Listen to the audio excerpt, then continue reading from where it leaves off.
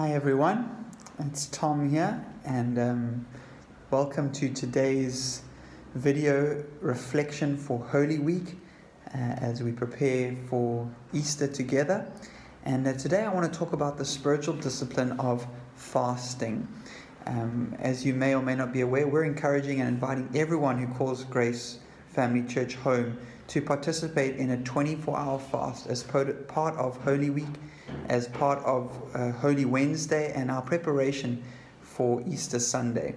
Now, I just want to say this. I do think it's kind of ironic that I get to be the one talking on fasting, because if you know me, you'll know how much I love food and how much of it I eat. Big fan of food, not a big fan of fasting. It's something that I find quite challenging, but I really want to encourage you. It's an incredible spiritual practice. And I'm also, I'm very much into health and fitness and exercise, and I found it quite interesting that over the last few years how popular fasting has become amongst athletes and fitness fanatics.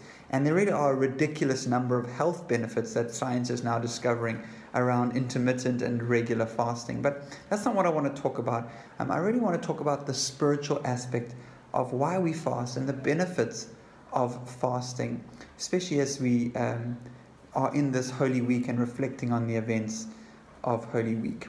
And so fasting has been part of the Christian tradition since the time of Jesus, and dating far before that as well. Many important characters in the Bible practiced fasting: Moses, David, Elijah, Esther, Daniel, Paul, Anna, Jesus, just to name a few. When Jesus taught on fasting, he would say things like, when you fast, not if you fast. He kind of assumed that we would be fasting. And in a sense, if you think about it, we were created with fasting as part of our rhythm. Think about it. If you sleep 8 hours a day, obviously you're not a parent, but if you sleep 8 hours a day, you're sleeping 1/3 of your life. So if you live for 75 years, that's 25 years that you're asleep, or 9,125 days. And so when you sleep, in a sense, sleep is, you're fasting. That's why in the morning, the morning meal is called breakfast, which is that we break our fast.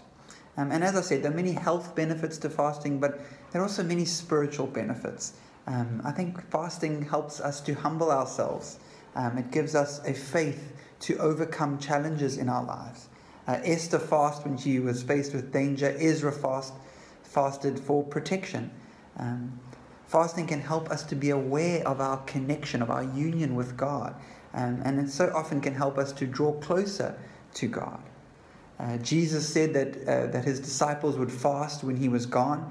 And so in a sense, when we fast, we get our hunger back for the presence of God. And it may help us to become even more aware of the voice of God in our lives. Fasting can remind us of the weakness of our own bodies and how easily we can become slaves to our appetites. But most of all for me, I think in a sense, fasting gives me a sense of peace and focus as I can redirect my hunger towards prayer and towards meditation with God. And so we fill the day with prayer and meditation as we fast, and fasting helps us to do that. Now I want to end this video just with some quick how-tos, because people are not always sure how to begin. But I would just give you 3 simple steps around fasting. First of all, decide what to fast. Are you going to do a full fast, which we're encouraging people to do, which would be only liquids that you drink, no food for the 24 hours? Or are you going to fast only certain types of food? Maybe you'll give yourself permission to have coffee as a liquid, or maybe you just want to fast, like the Daniel fast, no meats, no sweets, no bread, only fruit and veg. And again, there's no rules behind this. It's more about the heart. So decide what you're going to fast. And then secondly, decide how long that you're going to fast. We are encouraging people to engage in a 24-hour fast. But if maybe that's too much for you, perhaps you want to do a partial fast. So maybe from sun up to sundown, for example. But again, that's really up to you. And then finally, so decide what to fast, decide how long to fast, and then pray. A real simple pray. Use the 24 hours to really fix your eyes on the reason for the season. And that is, of course, Jesus. As we prepare for Good Friday, as we prepare for Resurrection Sunday, let's use this time to really fix our eyes on him. And I hope, my prayer is that God would really use this time of fasting for you as an individual, for you as a family, and for us as a church too, that we would really we would hear His voice and we would hear the whisper of God into our lives. I hope this has been helpful. Good luck. Have a fantastic day, and God bless.